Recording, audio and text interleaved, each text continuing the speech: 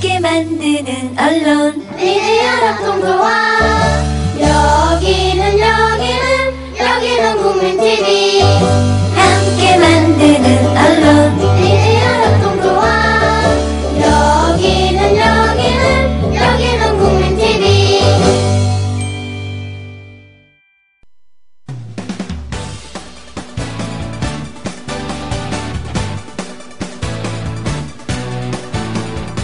미디어 협동조합 서영석 이사장의 서영석 타임즈. 청취자 여러분 안녕하십니까. 5월 12일 화요일 서영석 타임즈 시작합니다.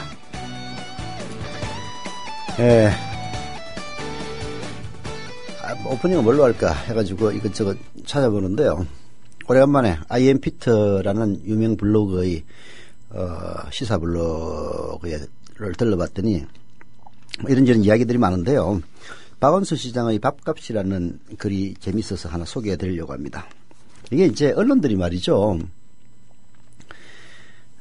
정치인들을 시쳇말로 조지기 위해서 통계를 좀 고의적으로 왜곡하는 경우가 있습니다. 사실 이제 당하는 사람 입장에서는 정말 열받죠. 어떤 경우에는 고의적이 아니라 그 기자가 뭘 잘못 알고 기사를 쓰는 경우도 많아요. 그게 반반이라고 봐야 되겠는데, 일단 잘못된 기사든 어떤 기사든 간에 나오면은 그것이 이제 언론 매체들이 어떤 특정한 정치인을 공격하는데 많이 활용되곤 합니다. 이게 이제 박원순 시장의 밥값이라는 게 아주 대표적인 그런 사례라서 하는 소개해드릴까 합니다. 메트로라는 신문이 있어요. 지금은 마시간 신문입니다. 옛날에는 잘 나갔죠. 제가 1990년에 프랑스 파리를 갔는데, 파리를 갔더니 지하철에 뭐라고 해야 될까, 타블로이드판 신문들이 많이 있더라고요. 공짜예요. 불어로 돼 있어가지고 무슨 말인지 전혀 몰랐긴 했습니다만은. 그런데 몇 년 지나고 나서 한국에 그 메트로 한국판이 등장을 했습니다. 아마 그 사주가 옛날에 무슨 선박회사를 하던 그쪽 언저리일 거예요. 옛날에 얼핏 듣긴 들었는데, 남궁신가 하여튼. 여하튼, 그래서 메트로를 비롯해서 지하철 무까지가 한때 히트를 쳤었죠. 근데 참 세상이란 게 재밌고 묘한 겁니다. 지하철 무까지가 득세하면서 뭐가 망했느냐 하면은 스포츠 신문이 망했어요. 스포츠 신문은 유가입니다. 저도 사실 옛날에 이제 젊었을 때의 경험을 보면은 신문 잘 안 봐요. 박찬호 야구, 월드컵 축구 있으면은 지하철 전철로 출퇴근할 때 다른 것 안 사고 스포츠 신문 사봅니다. 저는 그때 스포츠 서울을 자주 봤었는데요. 특히 또 만화가 재밌습니다. 연재 만화가. 그 고우영 삼국지라든지 이런 것들도 다 그때 이 스포츠 신문에 연재됐던 것들입니다. 그래서 스포츠 서울이라든지 일간 스포츠 이런 스포츠 신문들이 그때 아주 전성기를 누렸죠. 발행부수도 많고 광고도 아주 빵빵하게 잘 됐습니다. 그런데 지하철 무까지가 등장하면서 스포츠 신문이 완전히 싹 망해버렸어요. 지금은 그 스포츠 신문들 종합 일간지에 끼어서 종합 일간지를 확장하는 데 쓰입니다. 단독으로는 판매 능력이 전혀 없는 거죠. 왜? 지하철 무까지 때문입니다. 아니, 지하철 타면 공짜로 무까지 다 주는데, 심지어는 거기에 재밌는 만화들도 많이 있었어요, 옛날에. 스포츠 신문이 당해낼 리가 없죠. 그래서 메트로를 비롯해서 그때 일단 유사한 그 지하철 무까지, 여러분들도 잘 아는 CBS 노컷뉴스라는 것도요, 실제로는 지하철 무까지로 시작해가지고 지금은 자취를 감추고 인터넷만 남아 있습니다. 여하튼 이제 그런 역사를 갖고 있는데, 그 메트로 지금 지하철에 아무도 안 봅니다만은 여하튼 살아 연명하고 있는 모양이에요. 이 메트로도 이제 인터넷판에서 박원순 시장의 밥값을 석 달 동안 계산해 봤더니 평균 117만 원 되더라. 이렇게 시장이 밥 많이 먹냐, 이제 이런 식의 기사를 쓴 모양이에요. 저는 서울시장이 밥을 먹으면은 솔직히 서울시장이나 박근혜 대통령도 마찬가지입니다. 이 공직자들이 식사를 하면은 그 정보 공개 청구를 하면요. 다 공개를 하게 돼 있습니다. 그래서 바깥이 다 드러나게 돼 있어요. 그래서 함부로 못 씁니다.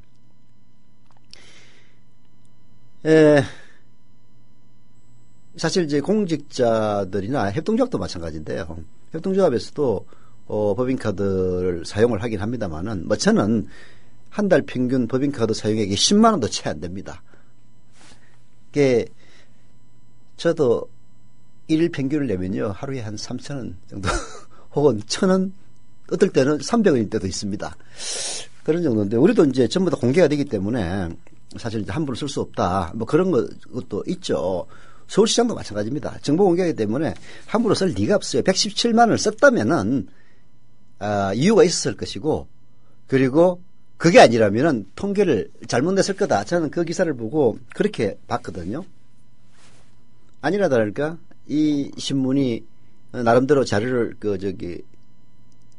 취합해서 하루 1일 평균 밥값이 박원순 시장의 밥값이 117만 원이다라고 보도를 하자 도하 각 보수 언론에서 박원순이 밥 많이 먹는다고 전부 조지더라고요. 그래서 자식들 놀고 있네 라고 얘기를 하고 저는 넘어갔었는데 이 아이엠피트가 또 이게 아주 분석의 대가예요. 쭉 분석한 걸 보니까 이 순앙됩니다. 한마디로 얘기하면. 뭐 이거 일일이 소개하려면은 한도 끝도 없으니까 간단하게 요약을 하면은 우선 박원순 시장이 밥을 먹은 횟수를 이제 석 달 90일로 나눠야 되는데 토요일 일요일은 빼고 60일로 나눴어요. 근데 쭉 보니까 토요일 일요일에 먹은 밥값도 만만치 않습니다. 그러면 우선 나누기를 60을 하는 게 아니라 나누기 90을 해야 됩니다. 그다음에 이 메트로 신문이 분석한 업무 추진비를 갖다가 다 밥값으로 착각을 했는데 이게 이제 기자가 잘못 생각한 거죠. 업무 추진비에는 각종 경조사비 다 포함됩니다. 그리고 민원인들에 대한 뭐 접대라든지 이 기타 등등 방문 민원 물품 구매비라 해가지고 누군가가 오면은 선물이라도 줘야 될 거 아니에요. 볼펜이라도 하다못해 이런 거 구입하고 그리고 이제 회의를 하면은 뭐 콜라를 갖다 놓는다든지 오렌지 주스를 갖다 놓는다든지 이런 것들 다 포함해가지고 업무 추진비고 그게 이제 사실은 1일 평균이 그것도 60일로 했을 때 117만 원이 나왔는데 알고 보면은 뭐 그렇게 호화찬란이라고 하기에는 너무나 먼 그런 것들입니다. 예를 들어서 한번 볼까요? 3월 7일 토요일 날 박원순 시장이 한가람이라고 하는 음식점에서 7명이 밥을 먹습니다. 그리고 집행금액이 7만 원이에요. 그러니까 1인당 평균 만 원짜리 밥 먹었다는 이야기입니다.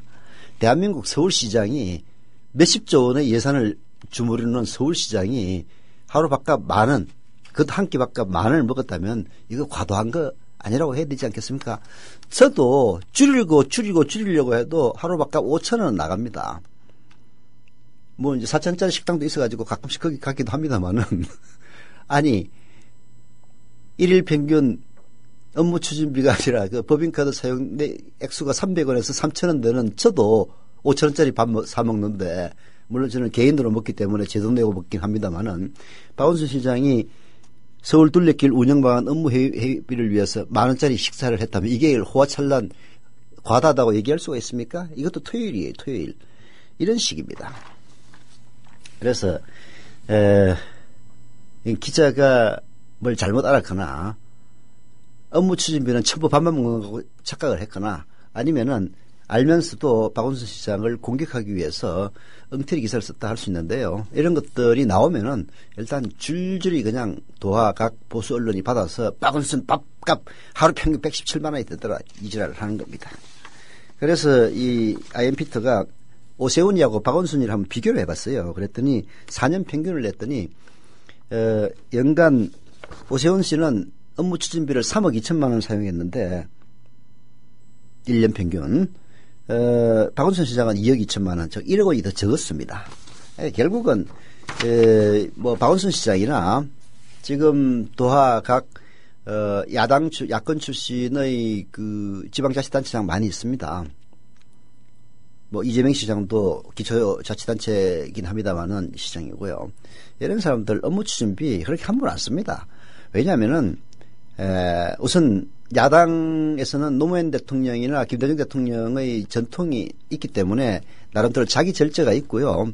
두 번째는 이 정권에서 함부로 돈 썼다가는 무슨 피를 볼지도 모른다는 그런 두려움도 있고 그래서 정상적인 집행이 이루어집니다.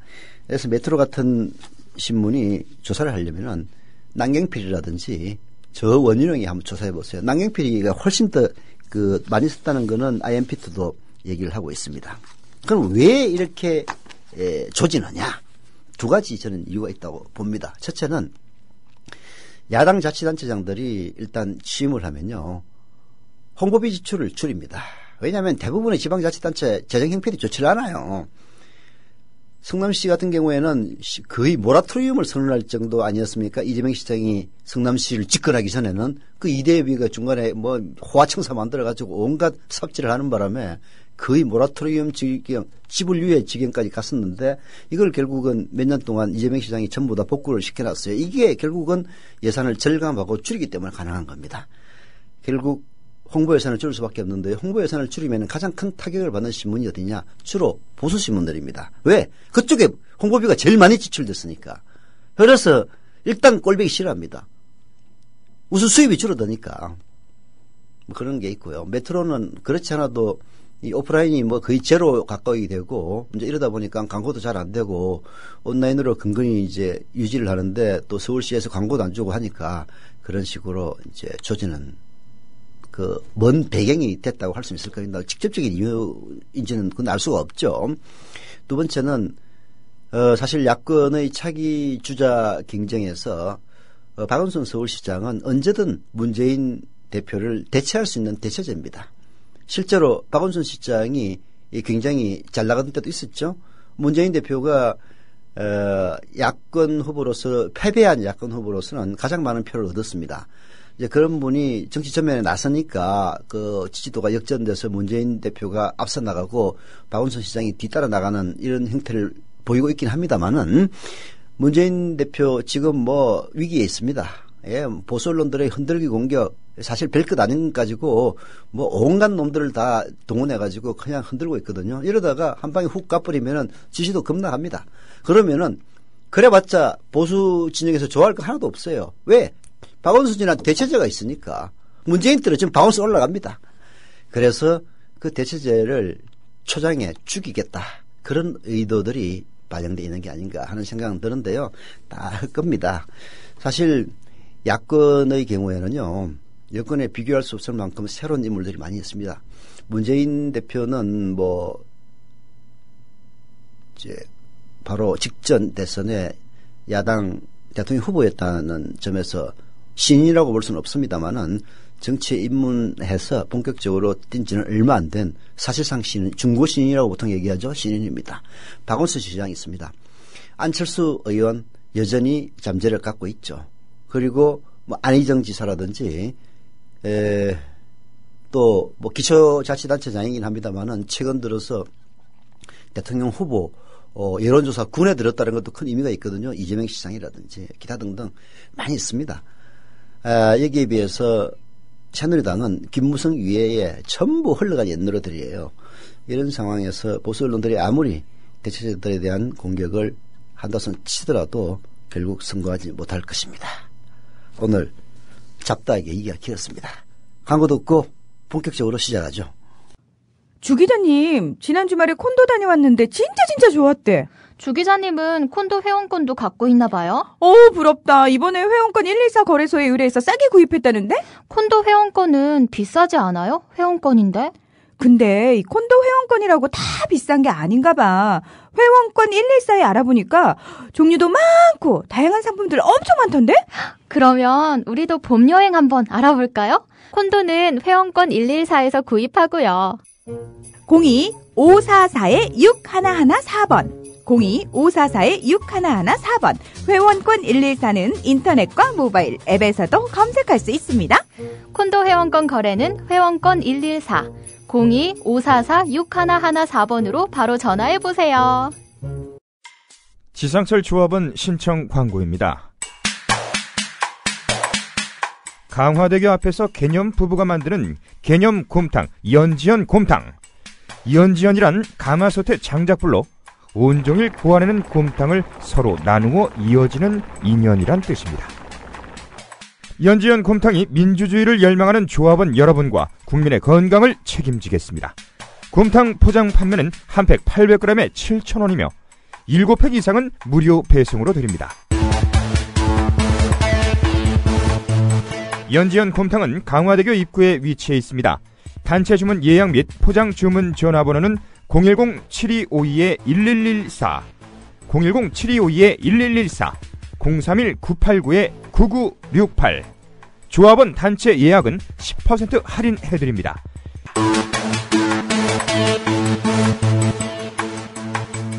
포장 판매 금액의 10%는 국민TV 후원금으로 쓰입니다.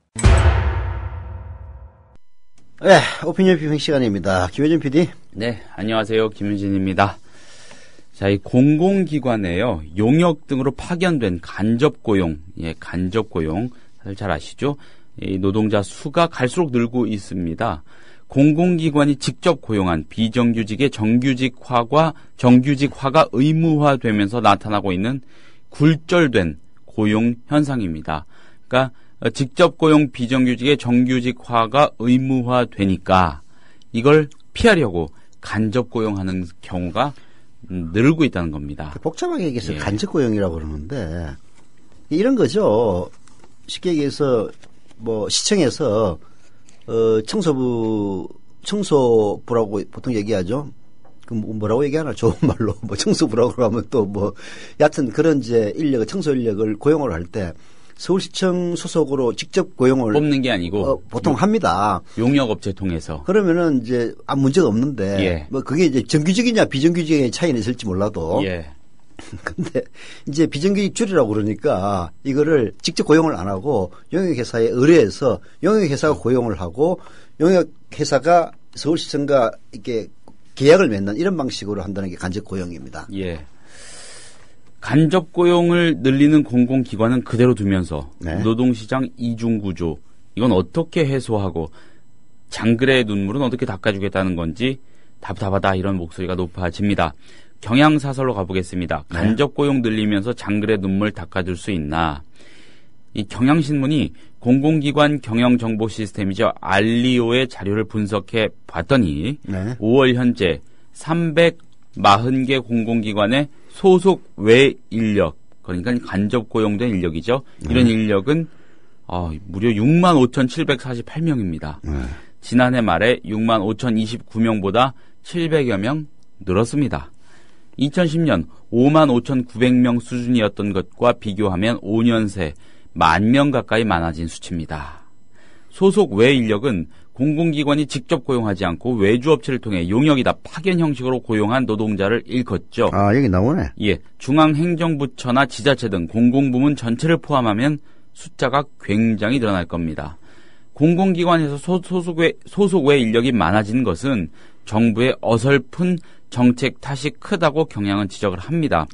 정부는 2013년부터 공공기관이 직접 고용하는 비정규직을 정규직으로 전환키로 하고 실적을 평가기준 항목에 포함시켰지만 간접 고용 노동자들은 대상에서 빠졌습니다. 공공기관들은 기다렸다는 듯 정원을 늘리지 않고 평가도 깎이지 않으면서 싼 비용으로 고용할 수 있는 용역 인력을 늘린 겁니다. 정부는 올 초 공공기관의 용역 갱신 때 고용 승계를 담은 노동자 보호지침 준수 실태를 점검하겠다고 밝혔지만 의무사항이 아니어서 실효성, 경향신문은 낮다고 표현을 했는데 없겠죠, 사실상. 그 간접 고용하는 데서 페널티를 주지 않으면은 그 일은 이 정도로 해가지고 들어먹겠어요. 그렇죠. 왜 그러냐면은 이제 비정규직을 줄이라고 하고 그거를 그 실적에 포함을 시킵니다. 그러면은 나중에 경영평가에도 다 들어가고 하기 때문에 줄일 수밖에 없어요, 실제로. 그래서 공무원들은 지침이 굉장히 중요한 겁니다. 근데 간접 고용을 살짝 빼버리니까 아이고 잘 됐다. 안 그래도 비정규직을 정규직으로 전환시키면은 쉽게 얘기해서 경상비 부담이 늘어나잖아요. 이런 것들도 경상비 부담을 줄이라는 또 압박을 받거든요. 경상비 전혀 늘어나지도 않고 싼 돈에 인력을 고용할 수 있는 간접 고용 이 부분도 지침에 포함시켜버리면 끝나는 문제입니다. 그렇죠. 네. 간접 고용 노동자들에 대한 고용 안정성 확보는 놔둔 채 상시 업무의 비정규직들만 정규직화하겠다는 것은 반쪽 고용 정책의 다름 아닙니다. 정부는 간접 고용 노동자들까지 직접 고용으로 전환할 경우 비용도 많이 들고 용역 업체들도 경영난을 겪게 된다고 말하지만 이는 핑계라고 경향은 보고 있습니다. 공공기관이 자회사를 세워 간접 고용 노동자 전원을 직접 고용하면 외부 업체에 지불하는 것보다 비용을 더 절감할 수 있다는 연구 결과도 있다고 하는군요. 그렇게 되면은 간접 고용하는 용역회사 사장만 이제 찍사는 거지. 예, 공공부문 간접 고용 노동자들의 정규직 전환율이 높아질 때 민간에 대한 파급도 기대할 수 있는 거 아니겠나 이런 말을 하고 있습니다. 예. 이제 이 간접 고용이라는 게 우리 사회에 보편화되어 있습니다. 사실 간접 고용이 나오게 된 배경은 특히 이제 아파트 경비 같은 게 전부 대표적인 간접 고용입니다. 예. 아파트 관리소장이 직접 경비를 채용하는 게 아니라 용역업체하고 계약을 맺어서 채용한단 말이에요. 그 이유는 뭐냐면은 그런 경비 용역을 담당할 만한 전문성이 아파트 관리소장에게 없기 때문에 보통 그렇게 했어요. 처음에는. 물론 그 비용이 싸다는 점도 그리고 인력 관리 안 해도 된다는 점 이런 것들이 여러 가지 이제 아파트 관리소 입장에서는 좋은 점이 많이 있거든요. 이게 이제 보편화되다 보니까 쉽게 얘기해서 저임금으로 고용하는 하나의 수단이 돼버린 거죠. 이게 이제 사회 문제가 되니까 결국은 이것들도 이제 해결해야 된다 해가지고 지금 그런 간접 고용, 실제로 간접 고용으로 인해서 삼성이라든지 이런 데서 뭐 이런 하청 노동자들의 그 노동조합 만들고 하는 것들도 이 간접 고용이라는 것 때문에 발생하는 경우가 많거든요.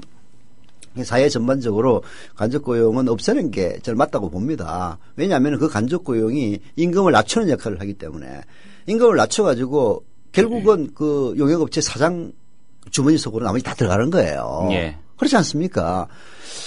이제 그런 사회적 추세로 볼 때 공공기관이 앞장서서 간접 고용을 없애야 된단 말이에요. 그런데 이게 지금 비정규직을 정규직으로 전환하라 이렇게 지침을 내리면서 거기에 간접 고용에 대해서는 이런 방구 안 하다 보니까 공공기관이 앞장서서 오히려 간접 고용을 늘리는 이런 희한한 일이 벌어지고 있는 거죠. 이것도 고쳐야 될 문제입니다. 뭐 사실 뭐 그런 공공기관들에서 할 말은 뻔하죠. 돈 없다. 없는데 어떡하냐. 내려오는 돈도 빤하고 우리가 버는 돈도 빤한데 어떡하냐. 그럼 운용 못한다. 또 할 말이 없긴 하죠. 아니 그렇지 않아요. 당장은. 예. 우리 미래협동조합이 사실 그 운영 원리가 공공기관하고 비슷해요. 예. 공공기관이라는 게 국민의 세금으로 운영하는 것 아닙니까? 예. 그래서 잘못하면 무책임으로 흐를 소지가 있어요. 그래서 들어오는 돈 나가는 돈 빠르다고 얘기를 하면서 항상 이제 우는 소리 하고 경영 개선 노력은 별로 안 합니다.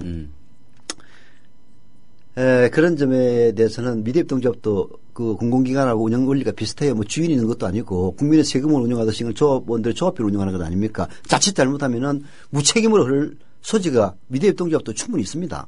근데 이제 내가 왜 그 말 안 된다고 하느냐면은 사실 올 초에 이제 1년의 사태 파동이 일면서 인력이 10명 이상 줄었어요. 일반 공공기관 같으면은 인력 10명 줄었으면 당장 10명 다시 채웠을 겁니다. 무책임하니까. 뭐 적자가 나든 말든 다시 세금으로 메꿔줄 거 아니에요. 근데 우리는 또 기업의 성격도 동시에 갖고 있으니까 고용을 안 하고 나머지로 버텼거든요. 해보니까 되더라고. 된다고요. 예. 예를 들어서 경상비를 묶어서 더 이상 경비 절감을 억제시킨다. 당연히 인력 못 뽑지. 일을 시켜야 되고 그렇잖아요. 그래서 간접 고용으로 해가지고 싹 이제 우회를 하는 건데 우회로 또 막아 놓으면은 있는 인력 가지고 다 합니다. 제가 얘기하고 싶은 건 바로 그거예요. 1년 인력 가지고 가능하다니까. 그러니까 결과적으로 이 기관들은 네. 돈 핑계를 대겠지만은 상황이 닥치면 다 하는 거죠. 쉽게 얘기해서 편하게 있고 싶은데 사실 그렇잖아요. 우리도 인력이 40명 대일 때하고 지금 30명 대일 때하고 비교를 해보면은 40명 대일 때는 굉장히 널널하고 편하지 않습니까? 지금 좀 빡빡하게 움직이는 건 사실이죠. 그러나 사람이 못 견딜 정도는 아니란 말이에요. 하이 내일 당장 사실 여러 명 많이 간뒀습니다만은 일이 너무 힘들어서 간뒀 사람은 아무도 없어요. 아무튼 이 공공기관 그렇다면은 결과적으로 정부가 이거를 좀 방조하는 걸 넘어서서 사실상 유도하는 측면도 있다는 생각도 드네요. 사실상. 예, 결국은 이제 우리 사회가 어느 틈에 이명박근혜 정권 들어서 가진 자들이 지배하는 사회가 돼버렸어요. 노무현 김대중 정권 때는 가진 자들이 좀 자제하는, 있는 놈들은 언제나 지랄병을 칩니다. 있으니까. 그래도 좀 뭔가 자제하는 분위기는 좀 있었거든요. 지금 자제하는 분위기가 전혀 없어져 버렸어요. 그 간접 고용을 늘리면은 용역업체 사장 배불려 주는 거야. 아까 경향신문도 간접 고용한 사람들을 전부 자회사 만들어가지고 직접 고용하면 오히려 경비가 절감된다는 얘기가 있지 않습니까? 그렇죠. 자, 절감됐을 때 절감 안 되는 거하고 그 차익을 누가 먹겠냐고. 간접 고용 시장이 커지면 네. 거기 업자들 좋아지는 거죠. 업자들이 네. 있는 놈들 아닙니까? 네. 가가지고 고위공무원들한테 로비하고 이제 김영란법 발의되면 어떻게 로비할지 궁금해. 몰래 하겠지.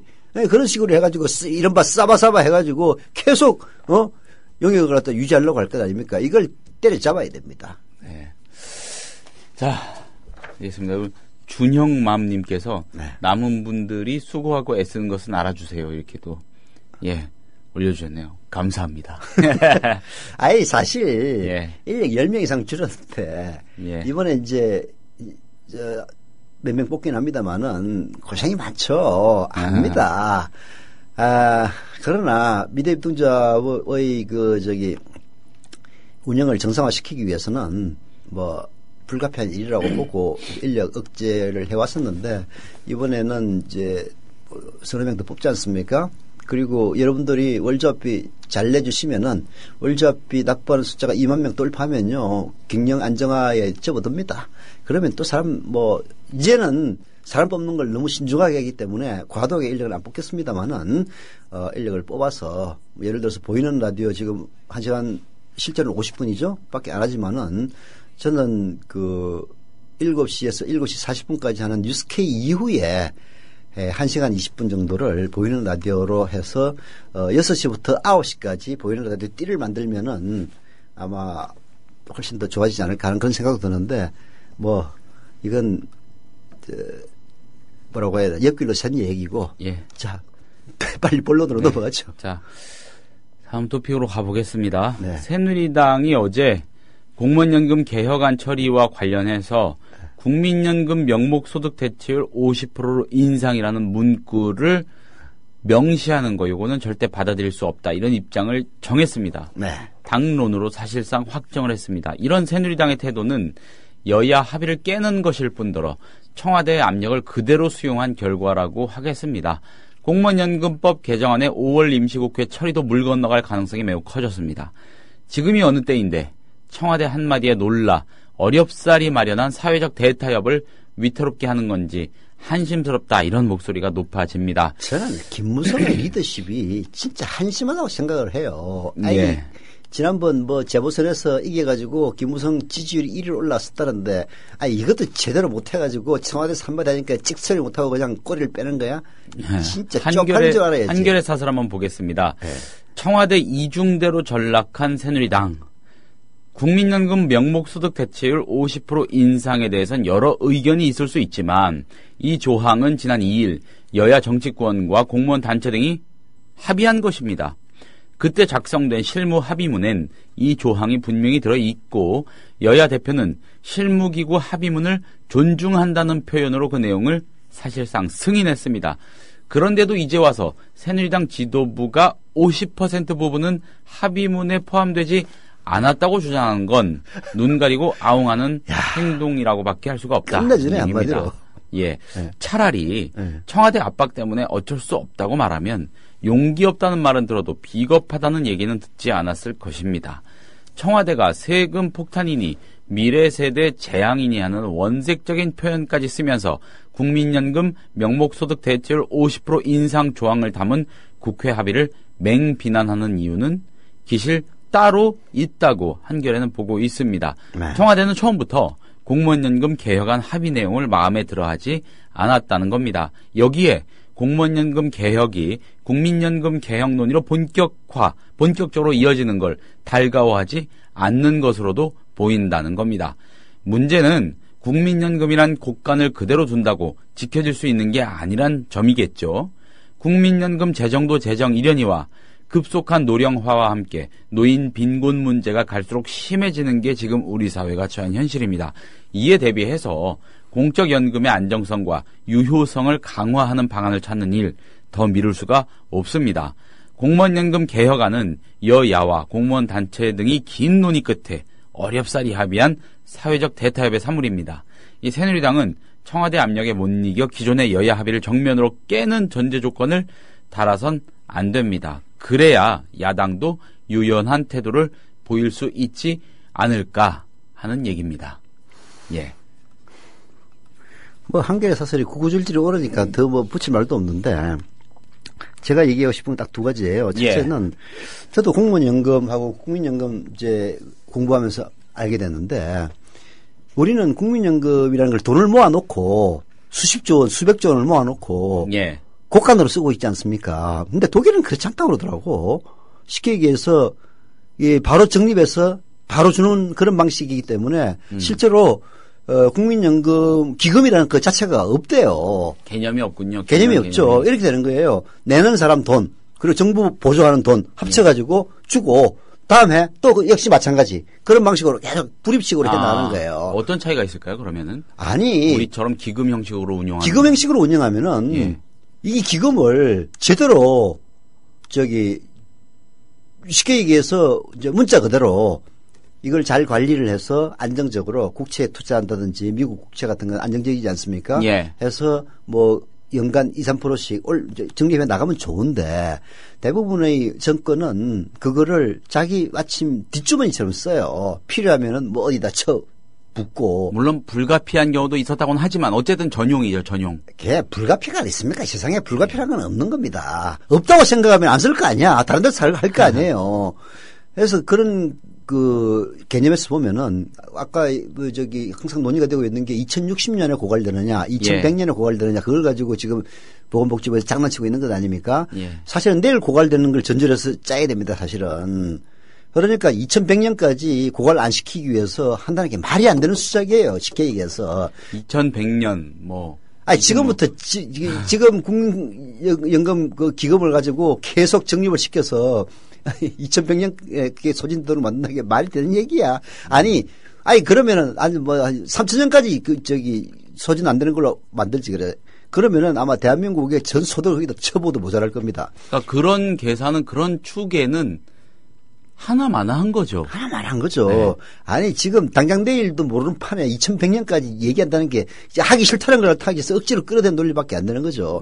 그걸 얘기하고 싶고 그래서 난 다른 나라도 이렇게 하나 싶어가지고 주사를 해보니까 독일 같은 경우에는 전혀 그렇잖아요. 그건 기금 자체가 없어요. 그러니까 이런 쓸데없는 논란의 여지가 그만큼 없는 거죠. 적겠군요. 그러니까 두 번째는 이거 진짜 김무성이 그리고 유승민이 쪽 다 파는 겁니다. 쉽게 얘기해서 청와대 명을 거스르지 못해가지고 말도 안 되는 핑계를 대는 것 아닙니까? 근데 보니까 그렇네. 국민연금 명목소득 대체율을 50% 인상한다. 그 실무 합의문에 들어있고 그리고 여야 대표들이 모여서는 실무 합의문을 존중한다라는 식으로 말하자면은 사실상 승인한 거나 다름없잖아요. 그런데 50% 합의하는 게 합의문에 없다고 이렇게 억지로 쓴다는 게 말이 안 되는 거거든. 그게 한겨레가 지적한 대로 김무성이나 유승민이 솔직히 비겁한 인간들이에요. 이게 청와대에서 말도 안 되는 주장을 하고 있는데 그걸 반박을 못하고 시키는 대로 지금 하는 것 아닙니까? 무슨 약점이 잡혔길래 그런 건지 이해가 안 가요. 이런 생각은 듭니다. 그러니까 리얼미터 여론조사 정례 조사 결과가 어제 많이 보도가 됐잖아요. 온라인으로.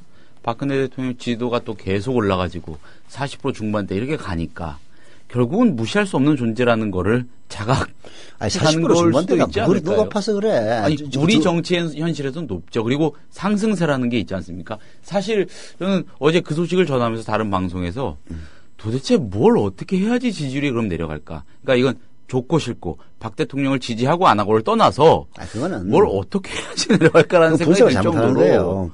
이런 겁니다. 이른바 박근혜 대통령을 지지하는 사람들이 50%는 있어요. 50%는 있습니다.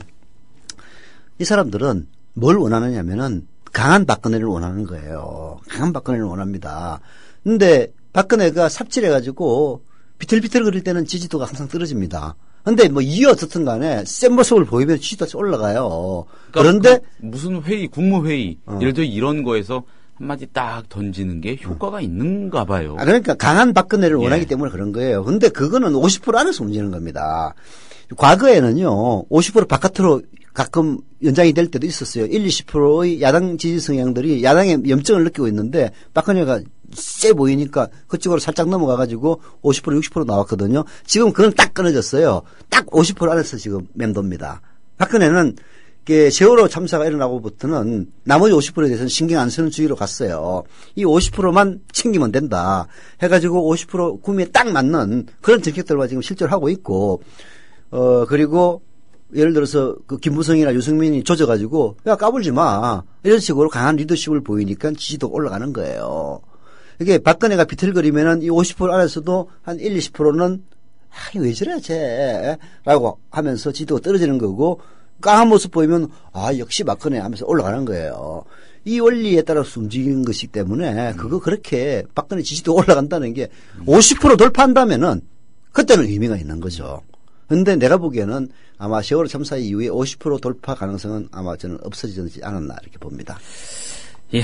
자, 다음 토픽으로 또 가보겠습니다.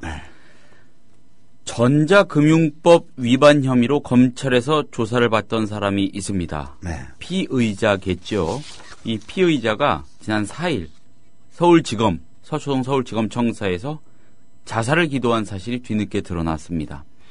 서울구치소에 수감 중이었던 사람이라고 합니다. 그랬던 피의자 김모 씨라는 사람인데, 이 사람이 교도관의 인솔하에 검찰 청사에 도착해서 오후 조사를 마치고 저녁에 조사 대기하고 있던 중 구치감 내에 있는 화장실에서 목을 맨 겁니다. 다행히 목숨은 건졌지만 의식 불명 상태라고 합니다. 이번 사건은 피의자 관리 감독을 소홀히 한 부실한 교도 행정 때문일 수 있습니다. 1차적으로 그 책임을 묻지 않을 수 없겠죠. 사건 당일 김 씨는 이미 별도 사건으로 징역 10년을 구형받고 선고를 기다리고 있었습니다. 예. 여기에 다른 사건으로 추가 조사를 받다 보니 심리적 압박감이 극에 달했을 것이란 추정도 할 수 있겠죠. 극단적 방법을 택할 개연성이 충분히 있었다는 얘기입니다. 그런데도 구치소 교도관들은 다른 피의자를 호송하느라 김 씨를 계속 관찰하지 못했다고 해명했습니다. 도주나 폭력, 소요, 또 자살을 방지하는 것이 다른 업무에 우선하도록 한 근무 규칙조차 제대로 지키지 못한 결과인 셈입니다. 한국일보가 사설을 통해서 이 문제를 좀 깊이 있게 짚고 있습니다. 또 검찰 피의자 자살 시도, 재발 방지 약속 몇 번인가, 이런 제목입니다. 피의자 인권 보호에 소홀한 검찰의 수사 행태가 도마에 오를 수밖에 없다는 거죠. 검찰은 이날, 그 사고가 있었던 날, 김 씨가 조사 당시 불안한 모습을 보이지 않았다, 멀쩡했다, 이렇게 밝혔지만 설득력이 떨어진다는 겁니다. 검찰이 오후 조사에 이어 저녁 조사를 강행하려 한 것부터 김 씨에게는 커다란 부담을 줬을 만합니다. 검찰이 피의자의 처지를 조금이라도 고려했다면 상당한 정신적 동요가 예상되는 김 씨를 오후에만 조사하고 구치소로 돌려보냈다가 나중에 다시 불러서 조사하는 방법을 얼마든지 생각할 수 있었을 것이란 얘기입니다. 검찰 조사의 심적 부담을 이기지 못해 자살한 예가 워낙 많았기 때문에 사고의 재발을 막을 방안을 찾아야 마땅했다는 것이죠. 네. 국회 법사위 소속 홍일표 새누리당 의원에 따르면은요, 지난 10년간 검찰 수사 도중 자살한 사람은 90명에 달합니다. 굉장히 많군요.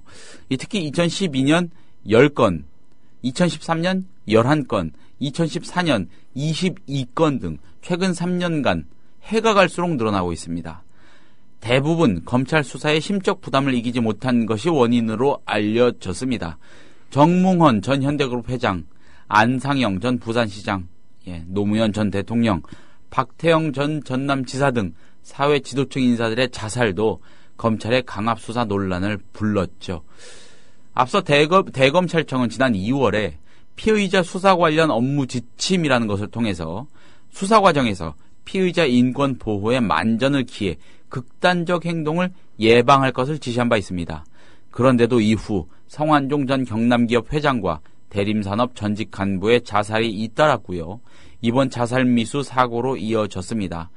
별건 수사, 옥죄기 수사, 수사 상황 유출 등 피의자를 공포로 몰아넣는 그릇된 수사 관행을 바꾸려는 결단 없이 이런 업무 지침이 무용지물에 지나지 않음을 보여준다. 이렇게 한국일보가 짚고 있습니다. 예. 그렇죠. 뭐 잘못한 사람 잡아다가 수사하고 잡아 가두고 법이 있으니까 중요하겠지만은 자꾸 죽어나가 떨어진다는 거는 사람이요. 예. 제가 좀 표현이 과했습니다. 죽어나가 떨어진다. 워낙 예, 좀 안타까운 일이지 않습니까? 그러니까 좀 과하게 격하게 표현을 해봤는데 이런 식으로 자꾸 사람들이 목숨을 내놓고 걸어버리고 이러는 거 예. 문제가 있겠죠. 미국의 민주당과 공화당 정권을 분석한 걸 보면요. 예. 그 미국의 유명한 그 뉴욕대인가 신경정신과 의사가 쓴 책인데 제목이 기억이 안 난다. 뭐 보수가 뭐 경제에 유능하지 않다 이런 취지의 이제 글을 쓴 사람이 있는데 이 양반이 그 책을 쓰게 된 게 그 자살률을 가지고 연구를 하다 보니까 그런 책을 쓰게 됐다라고 얘기를 해요. 그래서 각 정권별로 자살률 추이를 쭉 지켜봤더니 보수 정권이 공화당이 집권했을 때 자살률이 올라가고 그리고 민주당이 집권했을 때 자살률이 내려가는 현상을 무려 200년 동안 한 번도 예외 없이 됐다는 얘기예요. 그래서 이제 항상 보수가 경제 유능하다고 사기를 치지만은 그리고 200년의 그래프를 쭉 경제 성장률 이런 걸 또 조사를 해보니까 보수 정권일 때는 경제가 이게 하강기에 접어들고 상승기는 항상 민주당 정권 때 상승하다. 그것도 단 한 번의 예외가 없는 거야. 신기하잖아요. 그죠? 그래서 이제 저도 그 책 아주 감명 깊게 읽었는데 우리나라에서도 새누리당이 뭐 경제를 잘할 것 같다는 뭐 이명박의 말도 안 되는 영웅시대 신화에 사람들이 홀려가지고 하는데 실제 경제 운영은 노무현 정권 때가 훨씬 더 나았어요. 지금 이미 학자들도 그 부분을 인정하고 있습니다. 그런 것처럼 이 자살률이 보수 정권일 때 늘어나는데 딱 보니까 뭐 검찰 내부에서 이제 피의자들이 자살이기 때문에 전체적인 자살률과는 조금 인과관계가 다르다고 봐야 되겠지만은 2012년, 13년, 14년 특히 박근혜 정권이 접어들어서서 더 많이 올라갔다는 것은 시사하는 바가 크다고 봐야죠.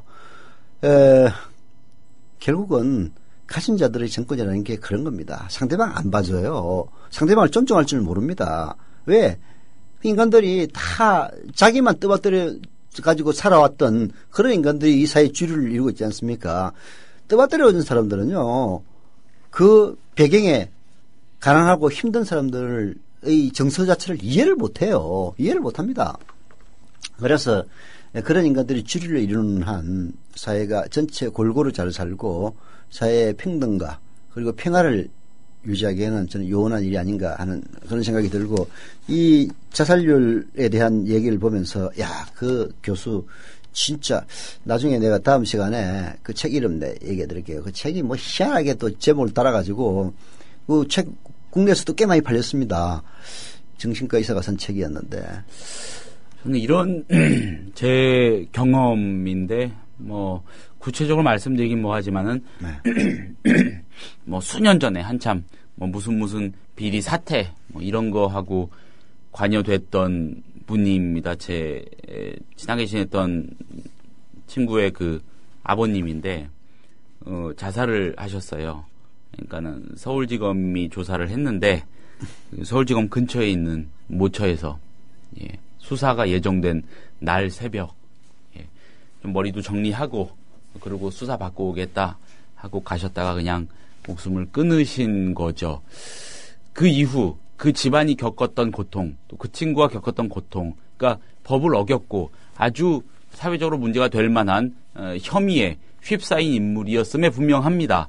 뭐 그거를 단죄하는 거를 반대할 수는 없겠죠. 하지만 어쨌든 그 가족이나 좀 가까운 사람 입장에서 지켜볼 때는 그건 정말 괴로운 일임에 틀림이 없지 않습니까? 그런데 그런 사람들의 시각에서 심정에서는 당시에 그런 사태 상황은 굉장히 억울한 것이죠. 그러니까 억울함이 크면은 사생결단을 하는 수가 많은 것 같아요. 뭐 성완종 전 경남기업 회장도 얼마나 억울했으면 그랬겠습니까? 그러니까 자기를 둘러싼 의혹, 어떤 범죄의 혐의로 인정이 안 되는 거죠. 인정할 수 없는 거죠.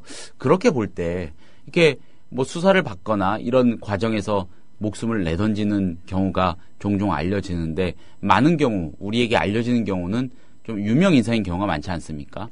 그런 사람들이 이런 과정에서 억울함을 호소하면서 목숨을 버리는 건 자기들이 해온 행위가 법에 위배된다는 거, 나쁜 짓이라는 거, 이거를 인지하지 못하고 그냥 사회가 그랬던 것이죠.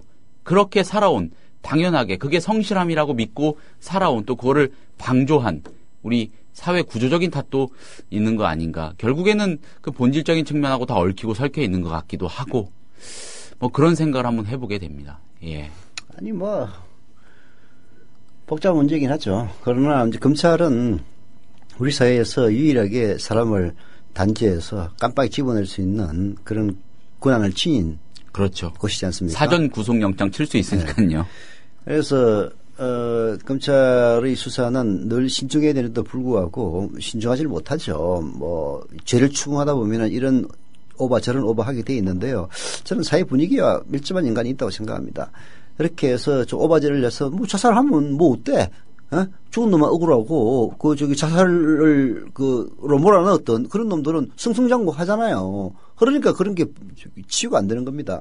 예를 들어서 그런 식으로 잘못 오바 수사를 해가지고 예. 한 사람 피의자를 자살로 몰아넣으면은 징계를 받고 더 이상 출세를 못 한다면은 그런 풍조 당연히 없어질 것 아닙니까? 크게 보면요.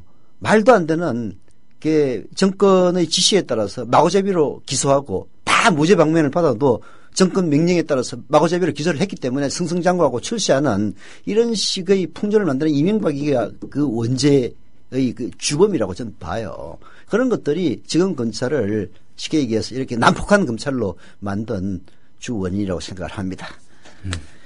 네. 권력이 난폭하면요, 진짜 살기가 어려워집니다. 권력이 난폭하면 난폭.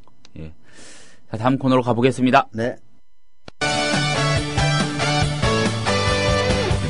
지금 여러분께서는 관록의 정치기자 서영석 미디어 협동조합 이사장이 진행하는 서영석 타임즈와 함께하고 계십니다.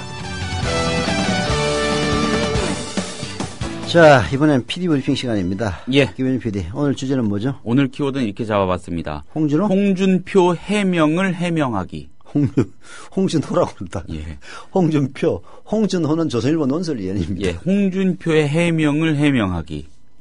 자, 홍준표 경남도지사가 어제 불법 정치자금으로 의심받고 있는 2011년 한나라당 대표 경선 당시에 낸 기탁금 1억 2천만 원. 이거 집사람이 마련한 비자금이다. 이렇게 해명했죠.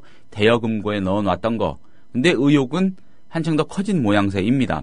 상황에 따라서는 홍 지사를 더욱 궁지로 몰아갈 소지도 다분하다. 이런 지적도 나오고 있고요. 석연찮습니다. 예. 이 의혹은 간명한데요. 해명이 너무 복잡하고 너무 그림이 좀 넓고 깊습니다. 예. 오늘 한 개씩은 톱이 구찬 홍준표라고. 그렇죠. 석연찮은 점을 하나씩 한번 짚어보려고 합니다.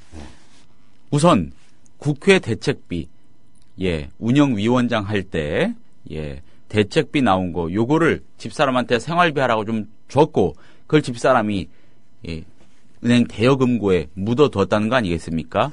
비자금을 만들어두고 있었다 우리 집사람이. 야, 이런 그 집안은 얘기였죠. 진짜 알뜰한 분이셔. 그러니까요. 하긴 나도 옛날에 천지 받아가지고 개탄증은 있는데 그 규모는 1,000만 원이었습니다. 예. 자, 이 국회 대책비를 유용했다면 공금 횡령 아닐까? 상식적으로 궁금증이 생길 수밖에 없죠. 홍 지사가 부인의 비자금에 대해서 변호사를 11년간이나 했고 국회 대책비로 한 달에 수천만 원씩 나오는 돈 가운데 일부를 모은 것이다 이렇게 해명하면서 공금 횡령 논란이 일고 있는 겁니다. 강희용 새정치민주연합 부대변인 어제 논평을 통해서 원내대표 당시 수령한 수천만 원의 국회 운영비를 생활비로 쓴 것은 명백한 공금 횡령이다. 이거 문제 삼아야 된다. 이렇게 지적하고 나왔습니다. 그러자 홍 지사는 페이스북을 통해서 국회 대책비 중에는 국회 운영위원장으로서의 직책 수당 성격의 돈이 있는데 마치 이를 예산 횡령으로 잘못 알고 있는 것 같다. 이렇게 다시 해명을 했습니다. 네. 뭐 법률 전문가니까. 네. 이와 관련해서는요. 운영위원장에게는 현금으로 특수활동비가 나오는데 그 돈을 통상 대책비라고 지칭한다. 영수증 첨부 없이 사용할 수 있는 돈이기 때문에 뭐 빼돌렸다고 해도 법적인 문제는 없겠지만 도덕적 문제 정도는 있을 수 있다. 요런 의견이 있는가 하면은요. 세금으로 조성된 특수활동비를 전용했다면 국가재정법 위반 혐의가 적용될 수 있으며 재산신고에 부인의 비자금이 누락됐다면 공직자윤리법 위반 혐의 적용도 가능할 것이다.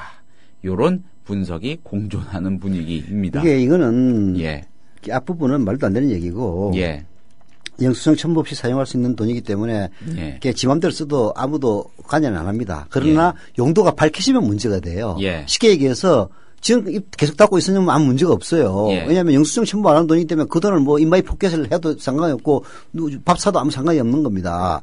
근데 그 돈을 자기 마누라한테 줘가지고 그걸 모아서 적금 넣듯이 놨다고 하면은 그건 문제가 되는 거예요. 예. 홍준표가 그걸 모르고 할 리가 없다는 얘기예요. 쉽게 얘기해서 이게 재산신고에 누락되면은 공직자윤리법 위반 아니에요? 이거 과태료입니다. 징역형이 아니에요.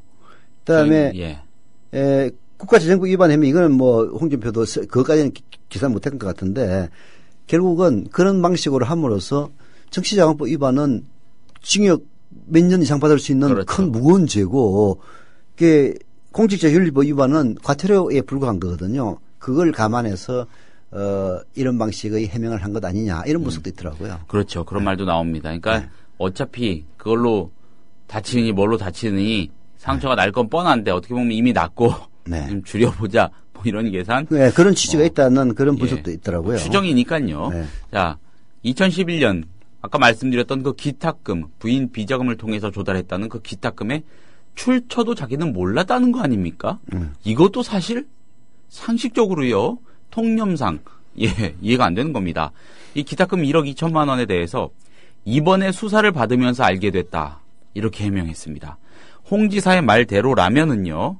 아내로부터 1억 2천만 원을 5만 원짜리 2,400장의 현금 다발로 받으면서도 보자기에 싸서 받았다는 거 아닙니까? 당시에는 출처도 묻지 않았다가 4년이 지나서 검찰 수사가 시작돼서야 겨우 확인했다. 이런 얘기가 되는 겁니다. 그렇죠? 상식적으로 예. 여보 이 돈 어디서 난 거야? 그렇죠. 한번 물어는 볼 것 같은데. 예. 그리고 또 있습니다. 왜 부인은 대여금고에 현금을 보관했을까? 대여금고는요. 은행에 설치된 금고죠. 말 그대로 금고입니다. 근데 주로 귀금속, 유가증권 이런 귀중품을 보관하는 용도로 쓰입니다. 이자가 하나도 안 붙거든요. 네. 아무리 저금리 시대라고 해도 이렇게 큰 현금 뭉치를 이자가 한 푼도 붙지 않는 대여금고에 보관한다. 이거 돈 좀 굴리는 사람들이라면 아마 쉽게 이해를 못할 겁니다. 뭐 저는 돈을 굴려본 적이 없어가지고 잘 모르겠습니다. 이 통상 불법 정치자금 수사에서 비자금 은닉처로 사용된 전례가 많은 그런 보관 수단이기도 합니다. 이 대여금고는요. 지난해 8월 입법로비 의혹을 수사하던 검찰 신하경 새정치연합 의원의 은행 대여금고에서 출처가 불분명한 수천만 원을 확인한 바 있습니다. 일례를 들어드렸고요. 홍 지사가요. 비자금, 대여금고 이런 용어를 굳이 쓴 것도 흥미롭습니다.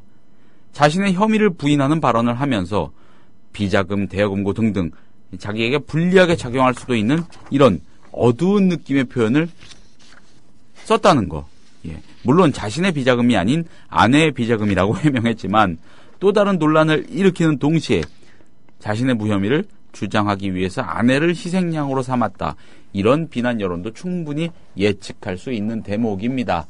3억 원에 이르는 비자금의 존재를 스스로 인정한 것도 해마다 실시하는 공직자 재산 등록 공개를 엉터리로 했다는 비난으로 연결될 수 있습니다. 공직자윤리법을 적용해도 형사처벌이 아닌 이 징계 정도에 그친다는 점을 잘 아는 분석이 나오네. 홍 지사의 진술이었다. 이런 분석도 나오고 있습니다. 서두에 말씀드렸던 대로 맨 처음에 제기된 의혹은 아주 간명합니다. 예, 성완종 전 회장이 누구누구를 통해서 홍 지사에게 1억 줬다. 끝입니다. 근데 홍 지사의 해명은 정말로 알쏭달쏭하고 복잡하기가 이를 데 없습니다. 해명을 해명해야 할 정도로 얘기가 복잡하게 돌아가고 있어서 한번 정리를 해봤습니다. 예, PD브리핑 여기까지입니다. 결국은 그 돈 안 받았다고 하기 위해서 이런 이제 변명을 늘어놓는 것이 알리바이 게임이죠. 어떻게 보면. 예. 하여튼 이제 이렇게 되면은 사실은 이제 윤석모 어디지 경남기업 부사장과 부사장. 예.